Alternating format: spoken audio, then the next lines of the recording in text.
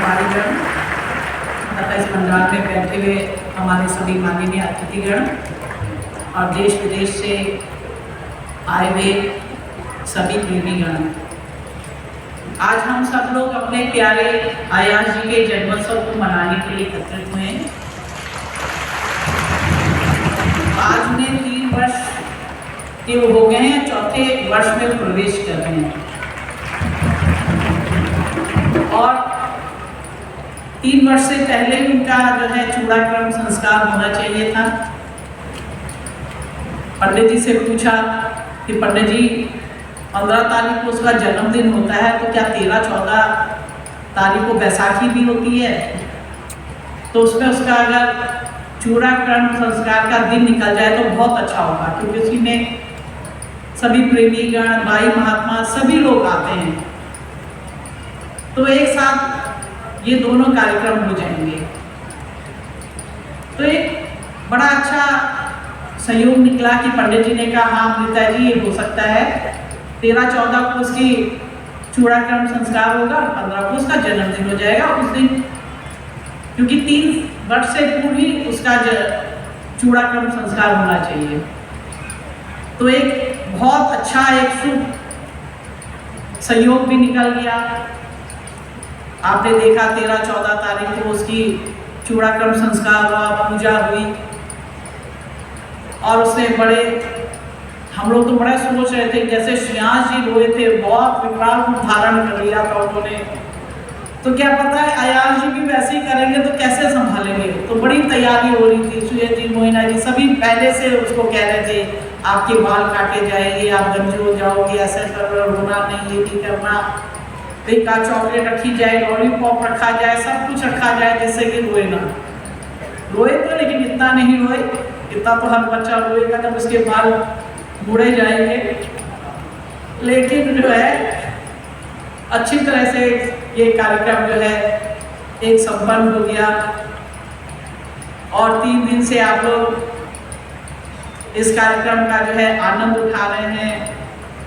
13 तारीख 14 तारीख से मुंडन हुआ, आज उनका जन्मोत्सव हुआ, कल आपने कमाल खान का भी है जो उनके सूफी जो गीत थे उनके गीतों का भी आनंद उठाया। तो सब लोग जो है मस्ती में ही झूम रहे हैं, मस्ती में ही नाच रहे हैं और श्रद्धे जी ने भी खूब नचाया। आज गार्गी बाई जी कह रही थी सुबह की माता जी श्रद्धे जी तो है जो डांस करना शुरू करवा देते हैं, लेकिन आराध्या माता जी फिर जब शुरू होती है तो फिर रुकती नहीं है। तो बहुत अच्छा प्रोग्राम हुआ। अभी जो है श्रद्धे जी कह रहे थे कि सुयेश जी है बोलते रहते हैं, लेकिन यहाँ पे इतने लोग बैठे हैं, सैकड़ों लोग बैठे हैं, पुरानी बाई जी लोग बैठी हैं, पुराने प्रेमीगण बैठे हैं। वही शादी से पहले तो सुयेश जी की आवाज किसी ने नहीं सुनी, इतने रिश्तेदार बैठे हैं, सबने उनका जन्म भी देखा, उनको बढ़ते हुए भी देखा, स्कूल में गए, हॉस्टल गए, बाहर विदेश चले गए, वहां से पढ़ के आए, स्विट्जरलैंड से पढ़ के आए, लेकिन सब यही कहते थे माता जी हम सुयेश जी की आवाज नहीं सुन पाते। तो लेकिन तो भैया तो मोहिना जी का ही दोष है। शादी हुई मोहिना ने ऐसा पाठ पढ़ाया कि जो हम नहीं करा पाए वो मोहिना जी करा पाए। तो सुयेश जी नहीं बोल पाते थे, उनको बोलना सिखा दिया। तो बताओ कितना बड़ा काम कर दिया। थैंक्स टू मोहिना जी।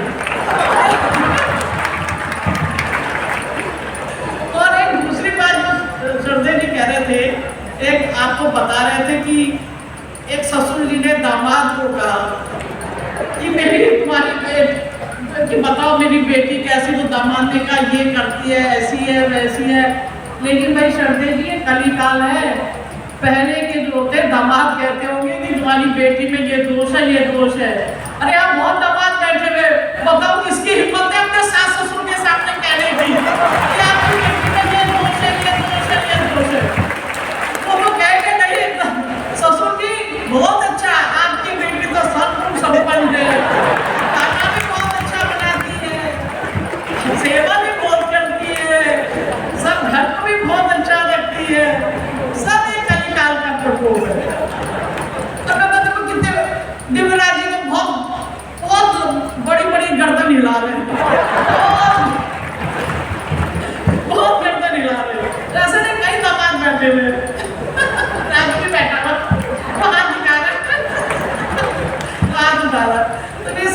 काल का प्रकोप है।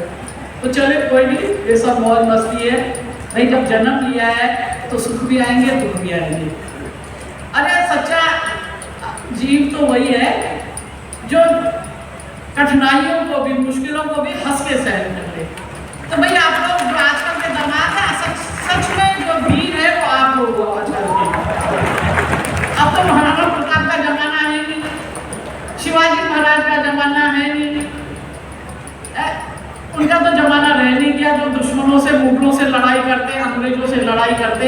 आजकल की असली लड़ाई है अपनी पत्नी से ही लड़ाई करने का जमाना है। अब वही जो जीत जाए वो शूरवीर, और जो हार जाए तो फिर वो तो आप लोग जानते ही नहीं कहना चाहती। तो चलिए बहुत अच्छा,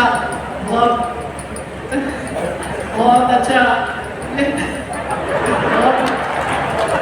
हम गुरु महाराज जी से, जगज्जननी माता जी से यही प्रार्थना करते हैं कि हमारे आयान जी का जो जन्म हो वो खूब दीर्घायु हो, खूब ओजस्वी बने, तेजस्वी बने, और जिस तरह से इस परिवार की परंपरा है उस परंपरा को निभाएं और उस ज्ञान का जो है प्रचार और प्रसार वो भी इसी तरह से करें।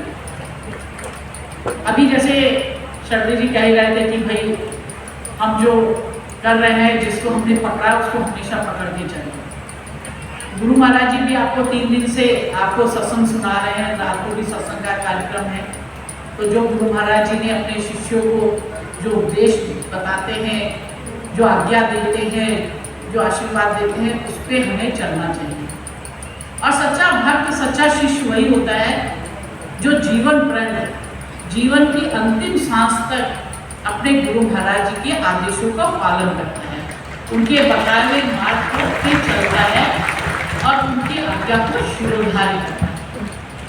हम यहाँ पे आए, हम बैठ भी गए पंडाल में, हमने सत्संग भी सुन लिया, लेकिन सत्संग सुन के अपने घर गए और घर जाके उस पर अमल नहीं किया, बताए हुए रास्ते पे नहीं चले, तो यहाँ आने का हमारा कोई औचित्य नहीं है।